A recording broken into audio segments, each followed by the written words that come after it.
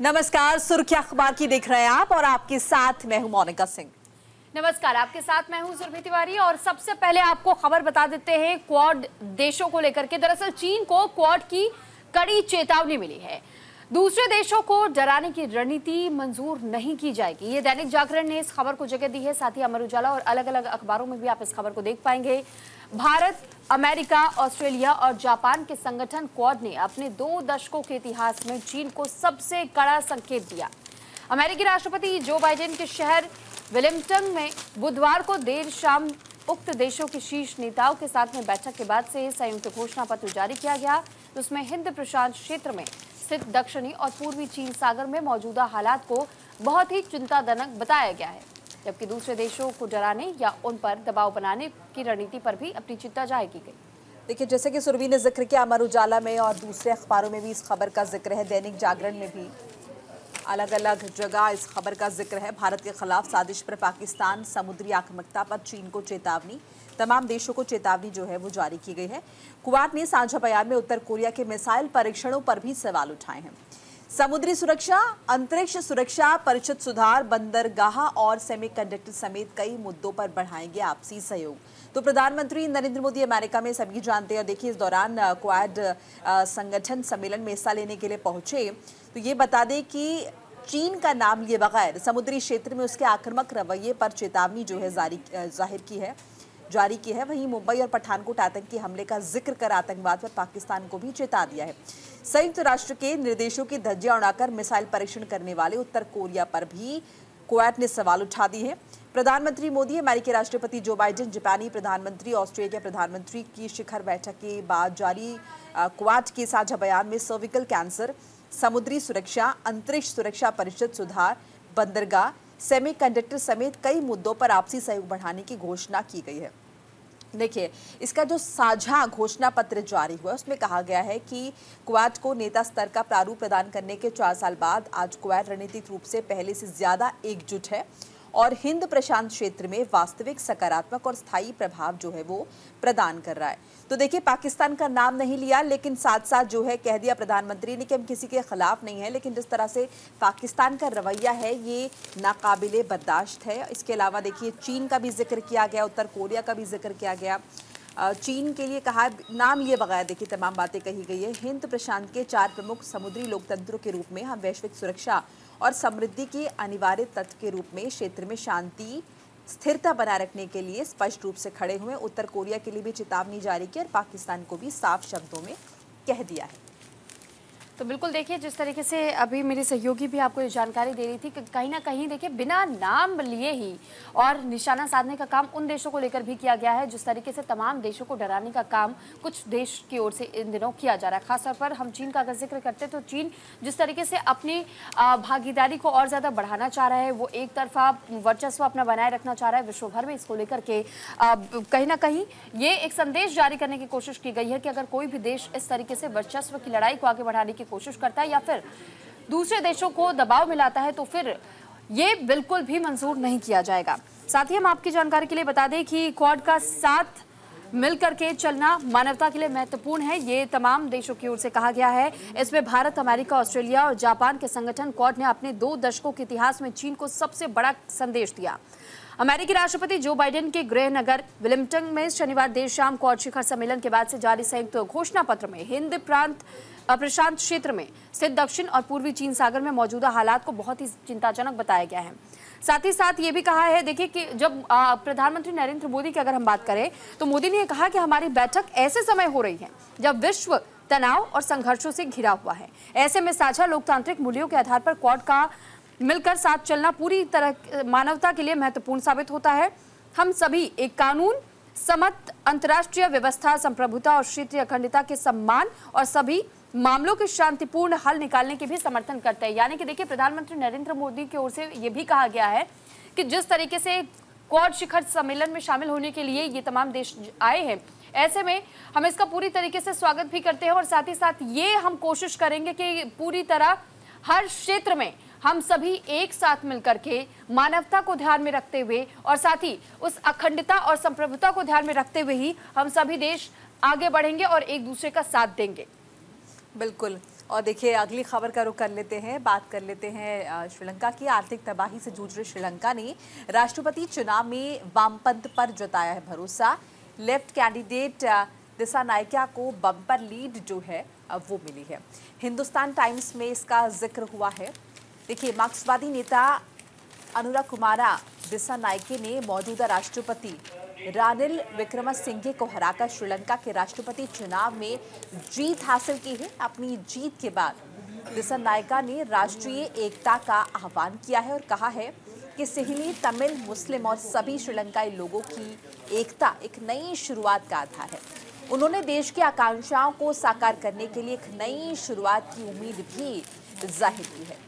श्रीलंका के चुनाव आयोग ने औपचारिक रूप से ऐलान किया है कि 55 साल के दिसानायके ने चुनाव में 42.31% वोट हासिल किए हैं, जबकि विपक्षी नेता सजीत प्रेमदासा दूसरे स्थान पर रहे हैं। और मौजूदा राष्ट्रपति का अगर हम जिक्र कर लें विक्रमसिंघे, तो वो तीसरे स्थान पर रहे हैं। तो मार्क्सिस्ट लीडर ने किस तरह से जीत हासिल की है श्रीलंकाई चुनावों में, ये आप देख सकते हैं।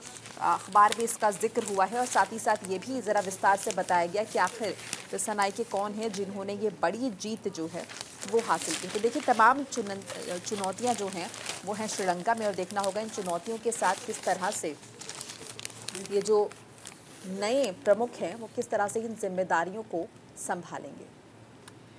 तो फिलहाल श्रीलंका में जिस दौरान ये पूरे चुनाव करवाए गए हैं और आपको याद होगा कि किस तरीके से आर्थिक दिक्कतों का सामना इन दिनों श्रीलंका कर रहा है, और श्रीलंका को लेकर ही जब चुनाव की बात सामने आई थी तो भी ये माना जा रहा था कि श्रीलंका की जनता इस बार किस पर भरोसा जताती है, और यही कारण है कि इस बार मार्क्सिस्ट लीडर को इसमें लीड मिली है।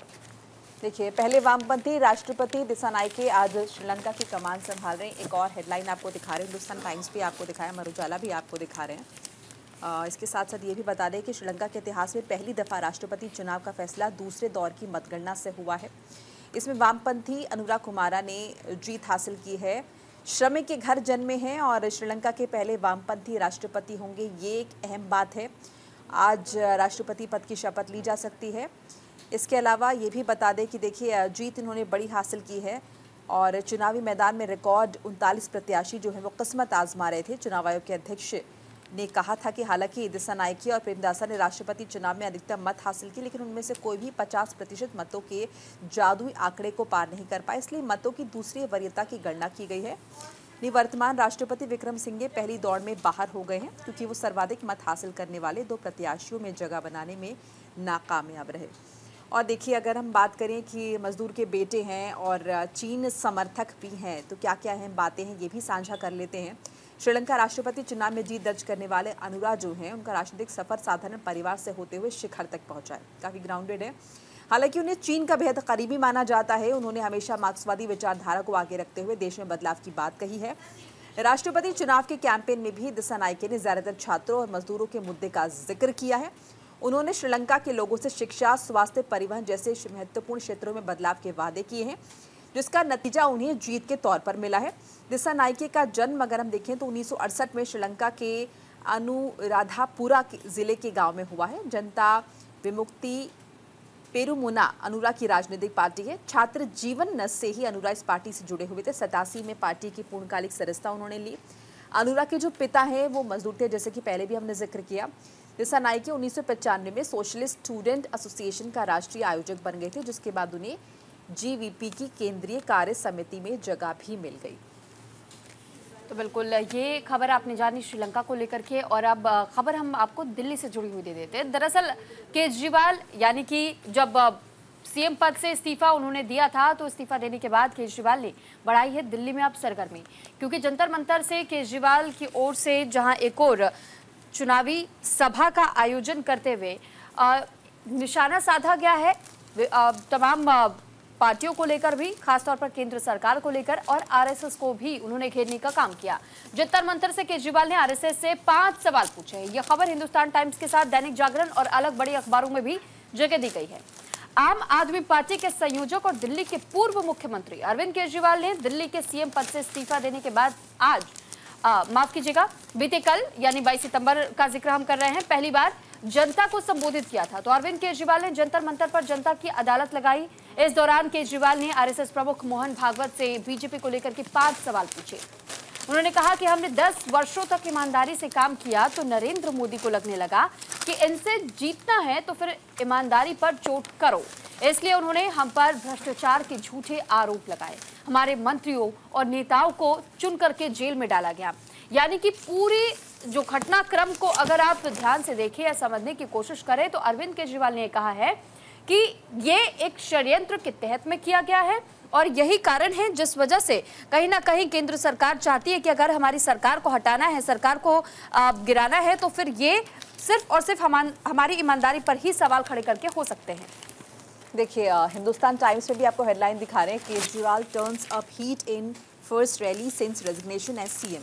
तो जैसे ही अरविंद केजरीवाल जमानत पर बाहर आए सुप्रीम कोर्ट से और उसके बाद ऐलान किया कि मैं पद से इस्तीफा दे रहा हूं, तब से ही कहा जा रहा है कि लगातार सरगर्मियां काफ़ी तेज़ हैं, तेवर काफ़ी तल्ख है अरविंद केजरीवाल के, क्योंकि उन्होंने ये साबित कर दिया है कि उन्होंने तो नैतिकता के आधार पर इस्तीफा दे दिया है और अब पद पर तभी आसीन होंगे जब दिल्ली की जनता ये चाहेगी कि उन्हें कहीं ना कहीं पद पर आसीन होना है।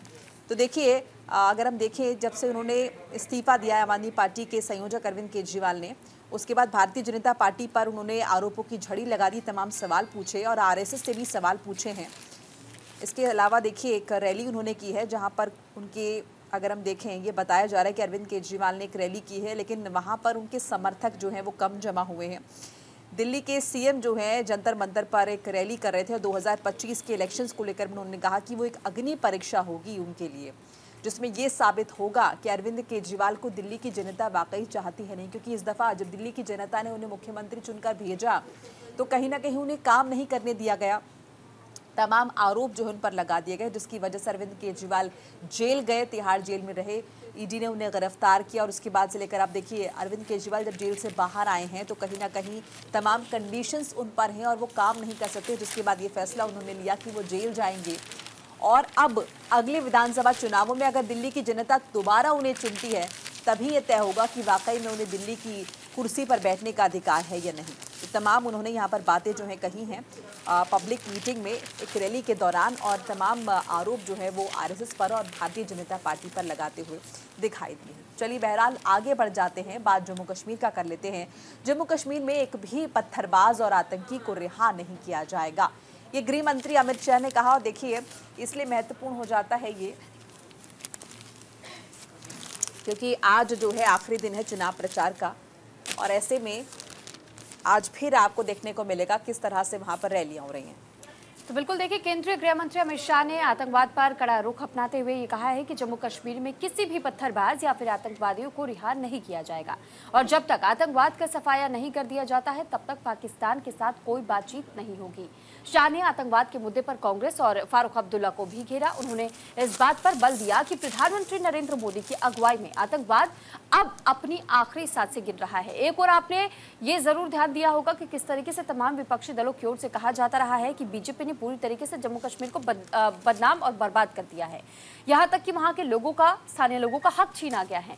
लेकिन वहीं दूसरी तरफ बीजेपी ये कह रही है कि देखिए, हमने तो धारा 370 जब हटाया था तो इसके भी खिलाफ विपक्षी दल नजर आए थे। क्या विपक्षी दलों से मैं यही सवाल पूछना चाहता हूं कि क्या वो नहीं चाहते कि जड़ से आतंकवाद का सफाया हो, क्योंकि हमारी सरकार तो इसके लिए प्रतिबद्ध है और साथ ही हमारी सरकार ने अब तक कई बड़े कदम भी उठाए हैं और हम ये चाहते हैं कि जम्मू कश्मीर जो कि अपनी खूबसूरती के लिए जाना जाता है, ऐसे में हम पर्यावरण के तहत में भी काम करें और साथ ही साथ जिस तरीके से लोग अगर टूरिज्म के क्षेत्र में भी यहाँ बढ़ावा चाहते हैं, क्योंकि यहाँ पर टूरिस्ट प्लेस के तौर पर जम्मू कश्मीर को सबसे ज्यादा देखा जाता है। कश्मीर का लोग इसी वजह से रुख करते हैं ताकि वो घाटी घूम सके, उस खूबसूरती को निहार सके, क्योंकि धरती का जन्नत कश्मीर को कहा गया है। ऐसे में जिस तरीके से आतंकवाद वहां शुरू से पनपा है उसे जड़ से उखाड़ फेंकने का जिक्र बीजेपी बार बार करती है और ये भी कहा गया है कि अगर एक बार फिर से मौका हमें जनता देती है, यानी इन विधानसभा चुनाव के बाद बीजेपी को अगर बड़ी जीत मिलती है तो बीजेपी का मुख्यमंत्री होगा और साथ ही आतंकवाद को पाताल में दफन करेंगे, ये गृह मंत्री की ओर से बार बार अपने संबोधनों में कहा गया है।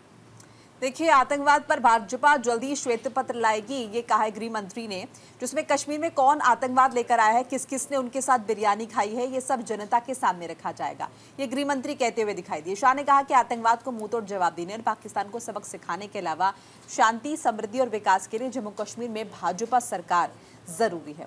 इसके अलावा उन्होंने नेशनल कॉन्फ्रेंस अध्यक्ष फारूक अब्दुल्ला के लिए कहा है कि कितनी भी कोशिश कर लें, जम्मू कश्मीर में कोई दूसरा झंडा नहीं, सिर्फ और सिर्फ तिरंगा जो है वो लहराया जाएगा।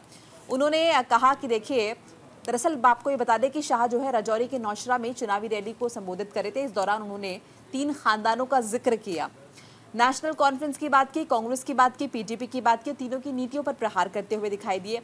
शाह ने कांग्रेस नेता राहुल गांधी के नारे नफरत के बाजार में मोहब्बत की दुकान पर भी तंज कसा और कहा कि 8 अक्टूबर को वोटों की गिनती के बाद आपकी मोहब्बत की जो दुकान है वो बंद होने जा रही है। उन्होंने कहा कि नेशनल कॉन्फ्रेंस और कांग्रेस पाकिस्तान के साथ बातचीत और नियंत्रण रेखा पर सीमा पार व्यापार फिर से शुरू करने के प्रयास में है, मगर जब तक पाकिस्तान आतंकी भेजना बंद नहीं करता तब तक उसके साथ बातचीत नहीं होगी। यानी कि बताने की कोशिश गृह मंत्री की तरफ से की गई कि हम आतंकवाद के पक्ष में नहीं है और जब तक आतंकवाद खत्म नहीं होगा हम तो बातचीत नहीं करेंगे। लेकिन अगर आप चुन लेते हैं नेशनल कॉन्फ्रेंस या कांग्रेस के गठबंधन को, या फिर आप चुन लेते हैं पीडीपी को, तो स्थितियां इसकी विपरीत हो सकती हैं। हो सकता है आतंक को फिर से पनाह दी जाए, उनके साथ बिरयानी खाई जाए आतंकवादियों के साथ। ही तमाम बातों का जिक्र जो है गृह मंत्री अमित शाह अपने तल्ख लहजे में करते हुए दिखाई दी। बहरहाल आगे बढ़ जाते हैं, राजनाथ सिंह की बात कर लेते हैं। राजनाथ सिंह का बयान आपको बता दें, उन्होंने कहा है कि अगर पाकिस्तान भारत में आतंकवाद को बढ़ावा देना बंद कर दे तो हम गले लगने को तैयार हैं। दैनिक जागरण में इस खबर को तरजीह दी गई है। रक्षा मंत्री राजनाथ सिंह ने जम्मू कश्मीर के राजौरी में चुनावी रैली को संबोधित करते हुए कहा कि पाकिस्तान को गले लगाने और उससे बातचीत करने को तैयार है भारत, बशर्ते पाकिस्तान ये गारंटी दे दे कि वो भारत की जमीन पर आतंक फैलाना बंद कर देगा। साथ ही उन्होंने ये भी कहा कि पाकिस्तान ने इंटरनेशनल मॉनेटरी फंड यानी कि IMF से 7 अरब डॉलर की आर्थिक मदद मांगी है।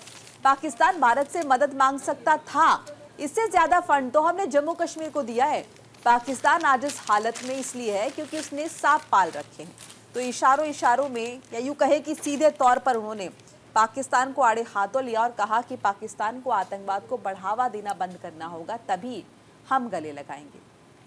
तो बिल्कुल देखिए, ये खबर आप देख पाएंगे दैनिक जागरण में इस खबर को जगह दी गई है। और ये जो तस्वीर आप राजनाथ सिंह की देख रहे हैं, दरअसल जम्मू कश्मीर में जिस दौरान चुनावी सभा करने के लिए यहाँ पहुंचे हुए थे, उस दौरान राजनाथ सिंह की ओर से ये कहा गया है कि पाकिस्तान भारत में आतंक को बढ़ावा अगर देना बंद कर दे तो हम गले लगाने को पाकिस्तान को पूरी तरह तैयार है। रक्षा मंत्री ने यह भी कहा है कि पाकिस्तान भारत के आंतरिक मामलों में हस्तक्षेप कर रहा है और ये सबसे पहले उसे बंद कर देना चाहिए। जम्मू कश्मीर में आतंकी हिंसा ने हजारों की जान ली, जिसमें कि 80% पीड़ित मुसलमान ही हैं। यानी कि देखिए, जहां जम्मू कश्मीर को लेकर के बार बार ये कहा जाता है क्योंकि मुस्लिम बहुल इलाका है और इसी वजह से इसे जानबूझ करके केंद्र शासित प्रदेश में तब्दील कर दिया गया, तो इसको लेकर भी निशाना राजनाथ सिंह ने साधा और ये कहा है कि अगर आप ध्यान दें आंकड़ों पर तो आपको समझ आएगा कि जितने भी अब तक आतंकवादी घटनाएं हुई हैं जम्मू कश्मीर में यानी घाटी में, सबसे ज्यादा जाने अब तक मुस्लिम आबादी वाले लोगों की ही गई है। तो रक्षा मंत्री राजनाथ सिंह ने रविवार को यह कहा है कि भारत पाकिस्तान को गले लगाने को पूरी तरह तैयार है, उसके साथ बातचीत करने की प्रक्रिया भी शुरू करने के लिए तैयार है, बशर्ते पड़ोसी देश ये गारंटी दे दे कि वो भारतीय धरती पर आतंकवाद को बढ़ावा देना बंद कर देगा। उन्होंने कहा कि गरीबी से जूझ रहा पाकिस्तान भारत के आंतरिक मामलों में हस्तक्षेप कर रहा है। पाकिस्तान प्रायोजित आतंकवाद ने जम्मू कश्मीर में हजारों लोगों की जानें ली है और इसके 80% पीड़ित मुसलमान हैं। जम्मू कश्मीर का विकास देख गुलाम जम्मू कश्मीर के लोग भारत के साथ आना चाहते हैं, यानी उन्होंने इनडायरेक्टली ही सही लेकिन POK का जिक्र किया है। साथ ही राजनाथ सिंह ने यह भी कहा कि राजौरी की बुधुल सीट से पार्टी प्रत्याशी चौधरी जुल्फिकार अली, कालाकोट सुंदरबनी से प्रत्याशी ठाकुर रणधीर सिंह और पुंछ हवेली से चौधरी अब्दुल गनी के समर्थन में 3 चुनावी रैलियां उन्होंने की है। अनुच्छेद 370 की पुनर्बहाली पर पाकिस्तान के रक्षा मंत्री ख्वाजा आसिफ के बयान का भी जिक्र उन्होंने किया और ये कहा है कि जानबूझकर के तमाम विपक्षी दल ये समझाने और बताने की कोशिश करते हैं कि धारा 370 की बहाली करना बहुत जरूरी है और इसको अगर बहाल नहीं किया जाता है तो कहीं ना कहीं आपका जो स्पेशल राज्य का जो दर्जा था, एक वो स्टेटस था, वो लोगों से छीना गया है और साथ ही लोगों पर कहीं ना कहीं पूरी तरीके से अब कई मामलों को लेकर दबाव भी यहाँ बनाए जाते हैं ताकि पूरी तरह यहाँ पर परिवर्तन लाया जा सके। बिल्कुल, तो एक बार देखिए किस तरह से राजनाथ सिंह ने भी चेता दिया है और इससे पहले अपने गृह मंत्री अमित शाह का भी जिक्र किया। उन्होंने भी कहा कि आतंकवाद खत्म नहीं होगा तो पाकिस्तान से बातचीत तो नहीं हो सकती और ये बयान अक्सर हम सुनते ही हैं, लेकिन अभी चूंकि जम्मू कश्मीर विधानसभा चुनाव होने इसलिए इस कॉन्टेक्स्ट में ये काफी महत्वपूर्ण हो जाते हैं। छोटा सा ब्रेक यहाँ पर ले लेते हैं, फौरन हाजिर हो रहे, कहीं मत जाइएगा।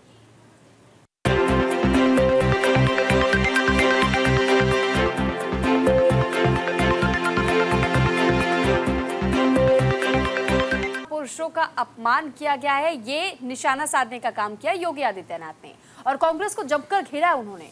दैनिक जागरण में इस खबर को जगह दी गई है। कांग्रेस ने हमेशा देश के महापुरुषों का अपमान किया, चाहे वो श्री राम हो, श्री कृष्ण हो या फिर बाबा साहेब डॉक्टर भीमराव अंबेडकर हो।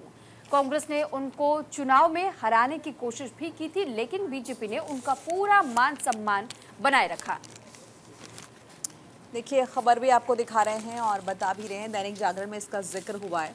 स्क्रीन पर भी आप उस खबर की प्रति देख पा रहे हैं, जिसमें उत्तर प्रदेश के सीएम योगी आदित्यनाथ ने कहा है कि कांग्रेस का जो इतिहास है वो कत्लेआम का रहा है, आतंकवाद का रहा है, नक्सलवाद का रहा है और अलगावाद का रहा है। 1984 में कांग्रेस ने सिख बंधुओं की हत्या की। उसके नेता राहुल गांधी विदेश में भारत की आस्था परंपरा का अपमान करते हैं, ये योगी आदित्यनाथ ने कहा। कांग्रेस ने हमेशा महापुरुषों का अपमान किया है, ये भी योगी आदित्यनाथ ने कहा। कांग्रेस ने हमेशा, अगर हम देखें तो महापुरुषों का अपमान किया है, चाहे भगवान श्री राम की बात हो, श्री कृष्ण की बात हो या फिर डॉक्टर अंबेडकर की। कांग्रेस सिर्फ सत्ता की राजनीति करती है, इसे पूरी तरह से खारिज कर देना है। जिंद के नरवाना, करनाल के असंध और सोनीपत के राय विधानसभा क्षेत्रों में जन आशीर्वाद रैलियों को संबोधित करे थे योगी आदित्यनाथ, जब इतने तंज लहजे में बोलते हुए दिखाई दी। उन्होंने कहा कि जब भी कांग्रेस को सत्ता मिली है उसने अनुसूचित जातियों पर अत्याचार किया है, जबकि भाजपा अगर देखें तो देश के भविष्य को बेहतर बनाने का काम करती रही है। उन्होंने कहा कि केंद्र और प्रदेश की भाजपा सरकार ने किसान, महिला, युवा, व्यापारियों के हितों का ख्याल रखा है। हरियाणा परिवारवाद और भ्रष्टाचार का नहीं है बल्कि विकास का केंद्र है। तो इन तमाम बातों का जिक्र जो है वो योगी आदित्यनाथ करते हुए नजर आए और एक बार फिर से कांग्रेस पार्टी को उन्होंने निशाने पर लिया। तो देखिए साथ ही जहां एक और योगी आदित्यनाथ की ओर से कहा गया है कि भाजपा की ओर से लगातार ये कोशिश की जाती रही है कि किस तरीके से महापुरुषों का सम्मान हमेशा बरकरार रखा जाए और साथ ही डॉक्टर बाबा साहेब भीमराव अंबेडकर का भी सम्मान हमने हमेशा किया है। जैसे बाबा साहेब के घर को स्मारक में तब्दील करना और उनकी शिक्षाओं को जन जन तक पहुंचाना। कांग्रेस केवल सत्ता के लिए राजनीति करती आई है, जबकि बीजेपी देश के भविष्य को बेहतर बनाने के लिए काम करती रही है। तो ऐसे में योगी आदित्यनाथ ने कहीं ना कहीं ये कोशिश की है कि लोगों को ये समझाया जा सके और ये बताया जा सके कि किस तरीके से अगर आप अलग अलग राजनीतिक पार्टियों को देखते हैं तो हर प्रकार की राजनीति होती है, लेकिन बीजेपी ने कभी भी किसी महापुरुष का अपमान नहीं किया है। लेकिन जब भी कांग्रेस के पास सत्ता रही है तो न केवल अनुसूचित जाति को उन्होंने प्रताड़ित किया है, लेकिन अपने सत्ता के उस पावर का इस्तेमाल भी गलत तरीके से किया है। यानी न केवल लोगों को प्रताड़ित करने के लिए बल्कि उनके अधिकारों का हनन करने के लिए और साथ ही साथ कई लोगों को शिक्षा से चाहे वो वंचित रखने का काम करते रहे हों, चाहे वो व्यापार जगत के लिए हों। तो ऐसे में सिर्फ और सिर्फ ये परिवारवाद की राजनीति करना जानते हैं, परिवार के लोगों को खुश करना जानते हैं, अपने आसपास के लोग जो उनसे जुड़े हुए हैं उनको खुश रखना जानते हैं, लेकिन जनता की ना सेवा उन्हें आती है ना ही चिंता है। और साथ ही अब तक देश में जितने भी महापुरुष रहे हैं उनका अपमान हमेशा से कांग्रेस सरकार करती रही है। तो देखिए, भाजपा की तारीफ करते हुए नजर आए योगी आदित्यनाथ, जाहिर तौर पर रैलियां कर रहे थे और कहीं ना कहीं उन्होंने इस दौरान हरियाणा विधानसभा चुनावों का भी जिक्र किया, जहां पर 5 अक्टूबर को वोटिंग होनी है, 8 तारीख को नतीजे आएंगे और वहां पर भी उन्होंने इस बात का जिक्र किया कि अब देखिए पिछले 10 साल से हरियाणा में परिवारवाद नहीं है, वहां पर विकास की राजनीति हो रही है, लोगों को फायदा मिल रहा है। जबकि अगर हम पहले की सरकारों का जिक्र करें, अगर हम हरियाणा का जिक्र करें तो वहाँ पर बहुत ज़्यादा भ्रष्टाचार था, परिवारवाद फैला हुआ था, लेकिन अब यहाँ पर जो है कहीं ना कहीं विकास का केंद्र बना हुआ है। तो एक बार फिर से अगर देखें तो योगी आदित्यनाथ का वो जो लहजा है, तल्ख लहजा नजर आया और साफ तौर पर उन्होंने इस बात का जिक्र किया कि पहले की सरकार थी, कांग्रेस सरकार थी, वो लगातार जो है परिवारवाद की बात करती थी, आतंकवाद को बढ़ावा भी इस दौरान दिया जाता रहा है। चलिए आगे बढ़ जाते हैं, अगली खबर का जिक्र कर लेते हैं। कानपुर की बात कर लेते हैं। कानपुर में फिर से ट्रेन को पलटने की साजिश हुई है, ट्रैक पर सिलेंडर रखा है। तो एक बार फिर से इसी तरह की खबर जो है वो सामने आई है। दैनिक जागरण में इस खबर का जिक्र जो है वो हुआ है। तो बिल्कुल देखिए, दिल्ली हावड़ा रेल मार्ग पर महाराजपुर का ये पूरा मामला बताया गया, जहां महाराजपुर के एक प्रेमपुर रेलवे स्टेशन के पास ट्रैक पर छोटा गैस सिलेंडर रख करके ट्रेन पलटने की घटना सामने आई है। हालांकि ट्रेन के लोको पायलट ने ट्रैक के बीच में सिलेंडर रखा हुआ देख करके ट्रेन रोक दी, उसे इमरजेंसी ब्रेक का इस्तेमाल करना पड़ा, लेकिन सूझबूझ के साथ में जिस तरीके से लोको पायलट ने एक्शन लिया, बड़ा हादसा होने से टल गया। देखिए, आपको वो खबर भी दिखा रहे हैं और बता भी रहे हैं कि लूप लाइन से कानपुर से प्रयागराज की तरफ ये मालगाड़ी जा रही थी, जिसके बाद पुलिस और रेलवे अधिकारी मौके पर पहुंचे और फिलहाल जांच की जा रही है। ये भी बता दें कि हाल ही में कानपुर में हुई ऐसी तीसरी घटना है। देखिए, कई राज्यों में पिछले दिनों ट्रेन को पलटने की साजिश के बीच उत्तर प्रदेश के कानपुर, पंजाब के भटिंडा और मध्य प्रदेश के बुरहानपुर से फिर इसी तरह की जो घटनाएं हैं वो सामने आई हैं। कानपुर में दिल्ली हावड़ा रूट के प्रेमपुर रेलवे स्टेशन पर रूप लाइन से जारी मालगाड़ी को ट्रैक पर सिलेंडर रखकर पलटने की कोशिश जो है वो की गई है। पुलिस ने इस मामले में 10 लोगों को हिरासत में लिया है, उनसे पूछताछ की जा रही है, पता लगाने की कोशिश की जा रही है कि आखिर इस हादसे के पीछे की वजह क्या है। लेकिन ये जो पैटर्न आप देख रहे हैं, ये लगातार इस तरह का पैटर्न जो है वो देखने को मिल रहा है। और देखिए, पिछले कुछ दिनों कानपुर में तीसरी घटना है जब लूप लाइन पर 5 किलो का सिलेंडर जो है इस तरह से रखा गया, यानी कि जानबूझकर ये कोशिश की जा रही है कि कोई बड़ी दुर्घटना हो। अब इसके पीछे क्या मान सकता है, क्या कौन ये कर रहा है, इसे लेकर जांच चल रही है लगातार। भटिंडा में ट्रैक पर रखा सरिया, बुरहानपुर में सेना की विशेष ट्रेन के आगे रखे गए डेटोनेटर फटे हैं। तो तमाम जो जांच एजेंसियां हैं इस बीच लगी हुई हैं, चाहे हम बात करें एनएसए की, खुद एनएसए इस मामले को देख रही है, रेलवे इंटेलिजेंस देख रही है, एटीएस देख रही है, आरपीएफ भी जुटी हुई है जाहिर तौर पर, क्योंकि रेलवे का ये मामला है। और इस बीच कहीं ना कहीं वो लोग जो कि रेल में ट्रैवल करते हैं, जो कि सफ़र करते हैं, उनके लिए भी बहुत चिंता की बड़ी वजह है। और अगर आप देखेंगे तो ये जो पूरा मामला है आपको उत्तर की तरफ ज़्यादा दिखाई दे रहा है, वहाँ पर इस तरह के पैटर्न बार बार हो रहे हैं। हालांकि जांच हो रही है, लेकिन बार बार इस तरह की चीज़ें जो है सामने आ रही हैं कि जानबूझकर ट्रेन को पलटने की साजिश। लेकिन इस बीच देखिए, लोको पायलट लगातार ये कोशिश करें अपनी सूझबूझ से कि किसी भी तरह से दुर्घटना कोई होने ना पाए, क्योंकि एक ट्रेन में कितने लोग एक समय में सवार होते हैं, और अगर गलती से किसी तरह की कोई चूक हो जाती है इस साजिश के तहत, तो कितने लोग इसके शिकार होंगे, जाहिर तौर पर आप समझ सकते हैं। बिल्कुल, अब इसी के साथ खबरों में आगे बढ़ेंगे और खबर हम आपको हरियाणा से जुड़ी हुई बता देते हैं। दरअसल शैलजा की नाराजगी दूर करने का जिम्मा अब हुड्डा पर आ चुका है। दैनिक जागरण ने इस खबर को जगह दी है और ये हरियाणा विधानसभा चुनाव को लेकर के जानकारी हम आपको दे रहे हैं कि किस तरीके से कुमारी शैलजा लंबे समय से नाराज चल रही है कांग्रेस से, लेकिन उन्हें मनाने की कोशिशें भी अब की जा रही हैं।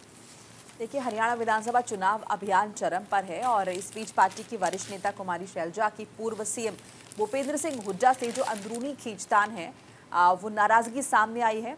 कांग्रेस नेतृत्व ने इस मामले में अब हस्तक्षेप किया है, संज्ञान लिया है और तत्काल दखल देकर मामले को संभालने की पहल शुरू कर दी है। पार्टी हाईकमान ने चुनाव अभियान की कमान संभाल रहे हुड्डा को स्पष्ट संदेश दे दिया है कि पार्टी के अन्य वरिष्ठ नेताओं को साथ लेकर चलने की बड़ी जिम्मेदारी उनकी है और कुमारी शैलजा सरीखे नेताओं के चुनाव में देखी नहीं की जा सकती। साथ ही पार्टी नेतृत्व ने अपने स्तर पर भी कुमारी शैलजा की शिकायतें दूर करने की कोशिश शुरू कर दी हैं।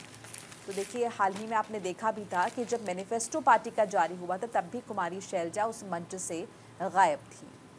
तो बिल्कुल, ये जो तस्वीर आप देख रहे हैं और ये खबर आप दैनिक जागरण में पढ़ पाएंगे, देख पाएंगे। दरअसल इसमें ये बताया गया पूरी तरीके से कि किस तरीके से शैलजा को मनाने की कोशिश इन दिनों की जा रही है। हरियाणा में चुनाव प्रचार के बीच दिल्ली में समर्थकों की शिकायतें सुनती रही शैलजा और अंबाला में जहां एक और खड़गे की ओर से भी ये कहा गया था कि जिस तरीके से हरियाणा को लेकर के हमें ये जानकारी मिल रही है कि लंबे समय से कुछ नेता हैं जो कि नाराज चल रहे हैं, लेकिन उन्हें भी मनाने के निर्देश जारी कर दिए गए हैं और खासतौर पर भूपेंद्र सिंह हुड्डा को इसकी कमान दी गई है कि वो उन तमाम नेताओं से बातचीत करें जो कि कहीं ना कहीं इस वक्त रूठे हुए हैं। और साथ ही बहुत बड़ी जिम्मेदारी इस वजह से भी हो जाती है क्योंकि कुमारी शैलजा का नाम आज से नहीं बल्कि बहुत पहले से राजनीतिक जगत से जुड़ा रहा है और इसी को लेकर के कहा जाता है कि अगर वो इसी तरह नाराज रही और बीजेपी जहां एक और कुमारी शैलजा को ऑफर दे चुकी है और उन्हें साथ लाने की कोशिश कर रही है और ऐसा होता है तो कांग्रेस के लिए बहुत बड़ा झटका हो सकता है।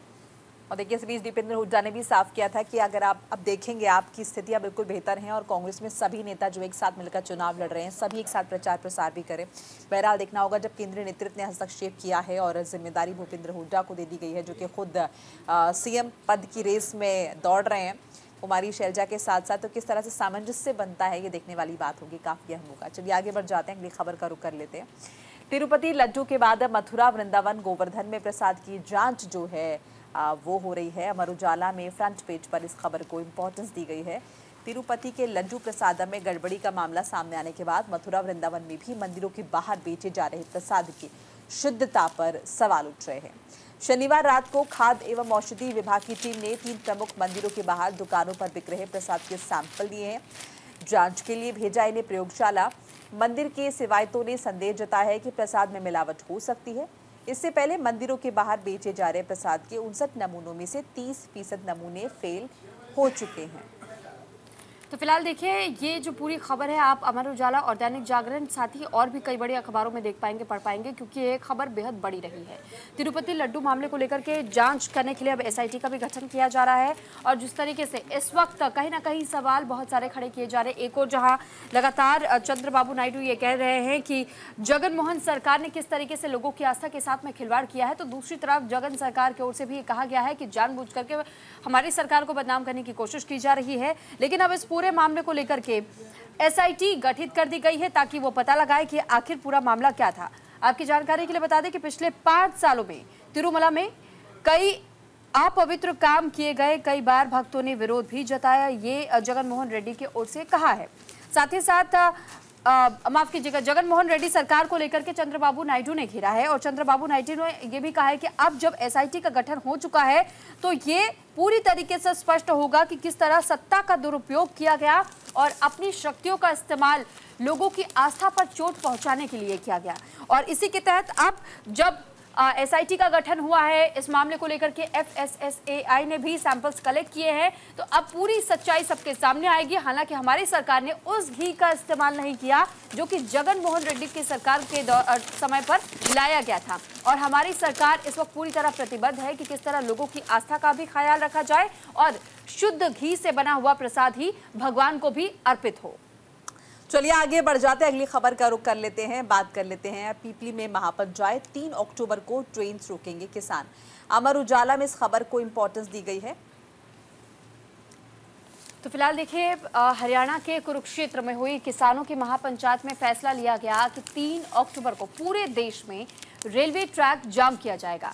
किसान नेता सरवन सिंह पंढेर ने कहा है कि हरियाणा में पंचायतें कर बीजेपी की ओर से किसानों पर किए गए अत्याचार को याद किया जाएगा।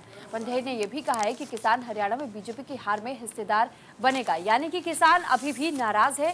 एक और जहां बीजेपी मनाने की कोशिश भी कर रही है, लेकिन अब आप फिर भी ये खबर सुन पा रहे हैं कि किस तरीके से किसान जहां महापंचायतें बुला रहे हैं, तो वहीं दूसरी तरफ उन बातों को याद दिलाने की कोशिश कर रहे हैं जो कि उनसे वादा किया गया था, लेकिन वो वादे पूरे नहीं हुए।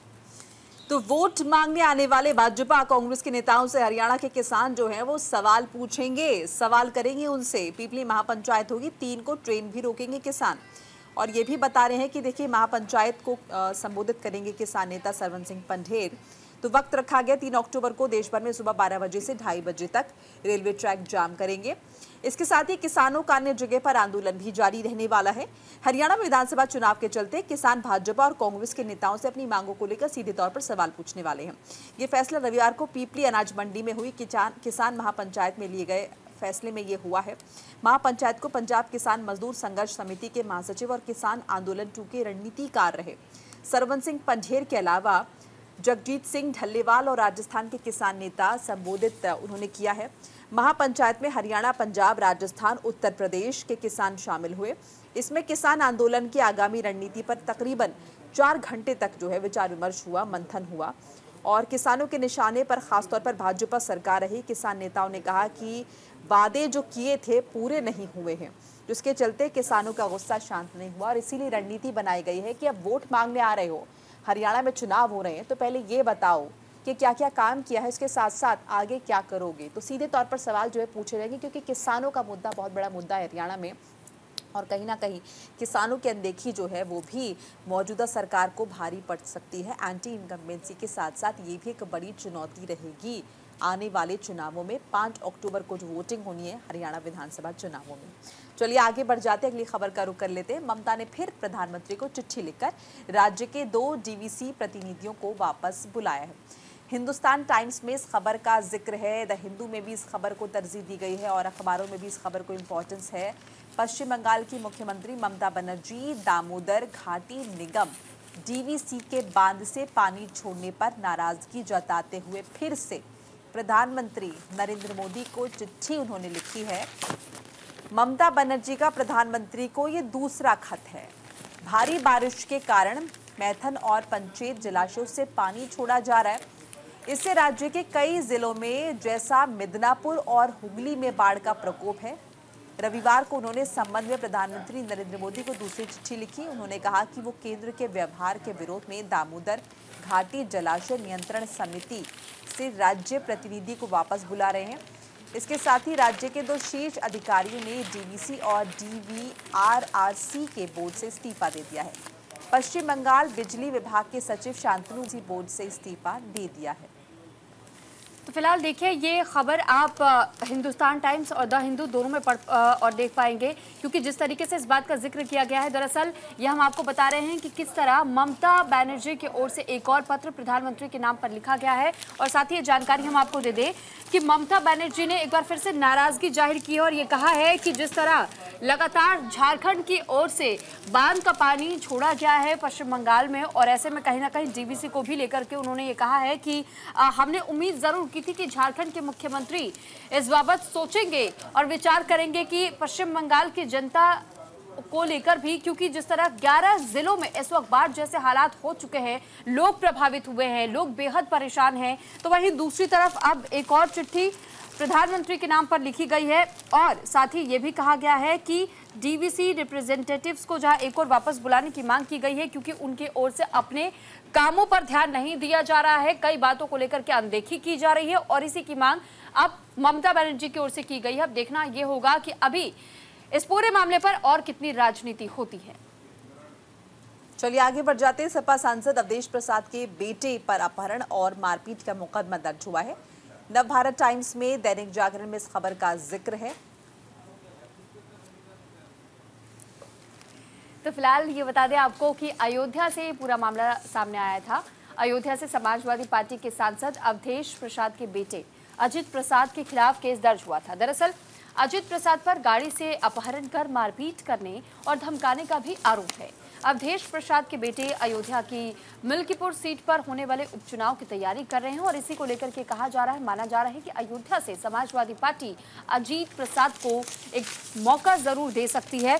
और साथ ही साथ ये भी कहा जा रहा है कि जिस तरीके से अवधेश प्रसाद को लेकर भी लगातार ऐसे आरोप लोगों की ओर से लगाए जाते रहे हैं कि उनकी ओर से भी दबंगाई की जाती है, तो अब उनके बेटे का नाम सामने आ रहा है और इसी पर कहीं ना कहीं बीजेपी घेरने का पूरा कोशिश कर रही है। यहाँ देखिए, अयोध्या के एमपी के बेटे पर अपहरण और मारपीट का आरोप, 18 पर एफआईआर। तो ये खबर हमने आपको स्क्रीन पर टीवी पे भी दिखाई थी और अखबार में भी ये खबर छपी हुई है कि किस तरह से अयोध्या से समाजवादी पार्टी के सांसद अवधेश हैं, उनके बेटे के खिलाफ अपहरण, धमकी, मारपीट का मुकदमा दर्ज हुआ है। पीड़ित रवि तिवारी की शिकायत पर कोतवाली में 3 नामजद और 15 अज्ञात लोगों के खिलाफ यह एफआईआर दर्ज की गई है। अजीत प्रसाद मिल्कीपुर विधानसभा उपचुनाव में एसपी के संभावित उम्मीदवार भी हैं। पुलिस के मुताबिक यहां कोतवाली शहर पुलिस थाने में रवि तिवारी ने एफआईआर दर्ज कराई है। घटना जो है शनिवार दोपहर को फैजाबाद शहर में स्टेट बैंक मुख्य चौराहे के पास जमीन खरीद में कमीशन को लेकर एक कंट्रोवर्सी हुई थी, विवाद हुआ था, जिसके बाद शिकायतकर्ता जो है वो पुलिस के पास पहुंचा अपनी शिकायत लेकर। देखिए, अभी ये आरोप लगा है कि अजीत प्रसाद और 5-6 लोगों ने मारपीट की है, उस व्यक्ति के साथ उसे धमकी दी है, उसका अपहरण किया। और ये भी बताया जा रहा है कि अजीत प्रसाद प्रॉपर्टी डीलिंग से जुड़े हुए हैं। उनके पिता के लोकसभा सदस्य चुने जाने के बाद विधानसभा सीट से इस्तीफे होने के बाद उपचुनाव में समाजवादी पार्टी के उम्मीदवार के रूप में वो उपचुनाव लड़ने वाले हैं। बहरहाल इंपॉर्टेंट बात ये हो जाती है कि समाजवादी पार्टी के नेताओं पर लगातार इस तरह के आरोप लग रहे हैं। हमने रेप वाले मामले भी देखे और अब यहाँ पर अगर आप देखेंगे तो मारपीट के और अपहरण के आरोप भी लगातार लग रहे हैं, जिसे लेकर भारतीय जनता पार्टी काफ़ी आक्रामक है और कहीं ना कहीं भारतीय जनता पार्टी की तरफ से समाजवादी पार्टी को एक बार फिर से इस मामले पर घेरा जा रहा है। और चूंकि उत्तर प्रदेश में उपचुनाव भी होने हैं, इसलिए भी मामला काफ़ी महत्वपूर्ण हो जाता है। बिल्कुल, अब इसी के साथ खबरों में आगे बढ़ेंगे। खबर जम्मू कश्मीर को लेकर है। जम्मू में माफ कीजिएगा, चुनाव से पहले दरअसल जम्मू में घुसपैठ की कोशिश विफल रही है। साथ ही साथ जिस तरह ऐसे खबरें लगातार सामने आती रहती है कि किस तरह घाटी में घुसपैठ की कोशिश पड़ोसी मुल्क की ओर से की जाती है, तो जम्मू जिले के आरएसपुरा सेक्टर में सीमा सुरक्षा बल बीएसएफ ने घुसपैठ की कोशिश की है। फिलहाल ये जानकारी आपको दे दें कि इस कोशिश को फिलहाल सुरक्षा बलों की ओर से नाकाम कर दिया गया है और सुरक्षा बलों ने भारी मात्रा में हथियार और गोला बारूद भी बरामद किया है। सीमा सुरक्षा बल की ओर से जारी बयान के अनुसार मध्य रात्रि में सतर्क बीएसएफ के जवानों ने संदिग्ध गतिविधि देखी, जिसके बाद उन्होंने एक घुसपैठियों को आरएसपुरा सीमा क्षेत्र में बीएसएफ बाढ़ की ओर आते हुए जब देखा, तो इसके बाद जवानों ने घुसपैठ के प्रयास को विफल कर दिया। घाटी में लगातार घुसपैठ की कोशिशें की जा रही है आतंकवादियों की ओर से, और साथ ही कुछ संदिग्ध लोगों को लेकर भी जानकारियां सामने आ रही हैं। और इसी के तहत में लगातार बार बार लोगों को ये भी जानकारी दी जा रही है कि अगर आप किसी भी संदिग्ध व्यक्ति को घाटी में देखते हैं तो तुरंत सूचना या तो जम्मू कश्मीर पुलिस को दी जाए या फिर सुरक्षा बलों को, वो चाहे बीएसएफ हो चाहे भारतीय सेना के और टुकड़ियां हों, उन्हें इस बात की जानकारी जरूर दी जाए। क्योंकि चुनाव से पहले जिस तरह लगातार आतंकवादी गतिविधियों को अंजाम देने की कोशिश की जा रही है, जम्मू कश्मीर को दहलाने की कोशिश की जा रही है, ये संदेश देने की कोशिश है कि भारत सरकार पूरी तरह घाटी को सुरक्षा मुहैया नहीं करा पा रही है। वहीं दूसरी तरफ सुरक्षा बल जहां चाक चौबंद इंतजाम के साथ सीमा पर डटे हुए हैं और इनके नापाक मंसूबों पर पानी फेरने का काम हर बार कर रहे हैं। चलिए आगे बढ़ जाते हैं। भारत को चेस ओलंपियाड में 2 गोल्ड मेडल मिले हैं। 97 साल में पहली दफा विमेंस और ओपन दोनों कैटेगरी में खिताब जो है वो हासिल हुआ है। अमर उजाला में इस खबर को इंपॉर्टेंस दी गई है। भारत ने चेस ओलंपियाड में ओपन और विमेंस कैटेगरी में ऐतिहासिक गोल्ड मेडल जीते हैं। ओलंपियाड के 97 साल के इतिहास में भारत ने दोनों कैटेगरी में पहली बार ही पहला स्थान हासिल किया है।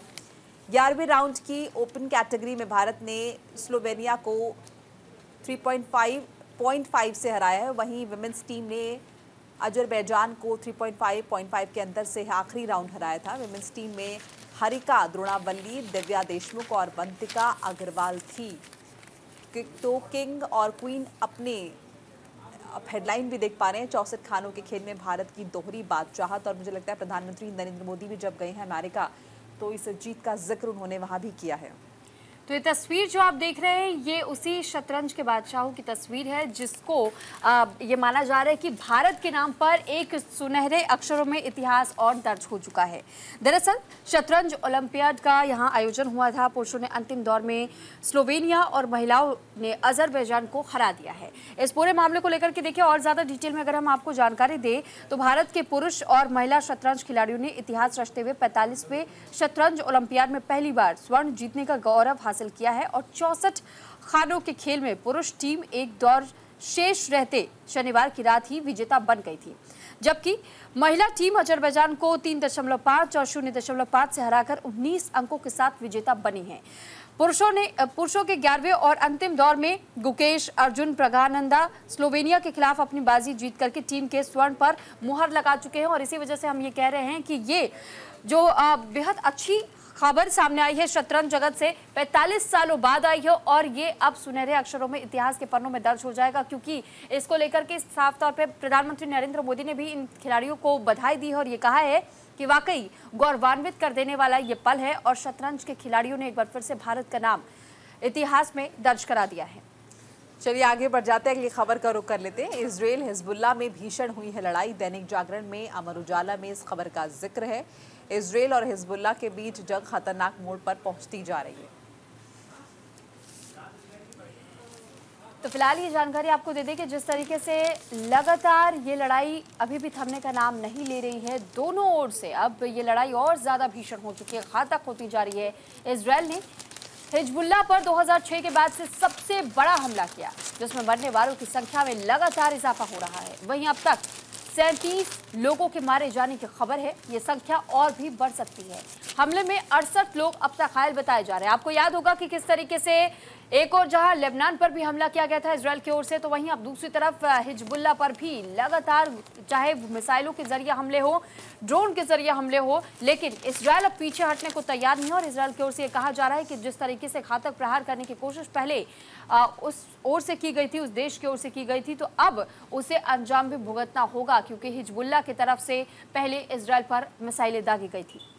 बिल्कुल, देखिए गाजा युद्ध का दंश झेल रहे पश्चिम एशिया के एक और मोर्चे पर वार पलटवार जो है वो तेज हो गया है। लेबनान समर्थक हिजबुल्लाह ने रविवार को उत्तरी इजराइल के भीतरी और व्यापक क्षेत्र में 115 से ज्यादा रॉकेट जो है वो दागे हैं। जवाब में इजराइल के लड़ाकू विमानों ने हिजबुल्लाह के 400 के तकरीबन ठिकानों पर बमबारी की है। इनमें हिजबुल्लाह के रॉकेट लॉन्चर शामिल थे। इजराइल के इस हमले को करीब 1 साल से जारी संघर्ष का सबसे भीषण बमबारी माना जा रहा है। इजरायली सेना के प्रवक्ता ने बताया कि उनकी सेना ने हिजबुल्लाह के 400 ठिकानों पर भीषण बमबारी की है। इनमें रॉकेट लॉन्चर भी शामिल थे। यह हिजबुल्लाह के हाइफा पर हमलों का जवाब था। उन्होंने कहा कि आने वाले दिनों में हिजबुल्लाह के ठिकानों पर हमले जो है वो और भी ज्यादा तेज किए जाएंगे। और देखिए सुर्खियां अखबार के में आज के लिए फिलहाल इतना ही। हम दोनों को दीजिए इजाजत। नमस्कार। नमस्कार।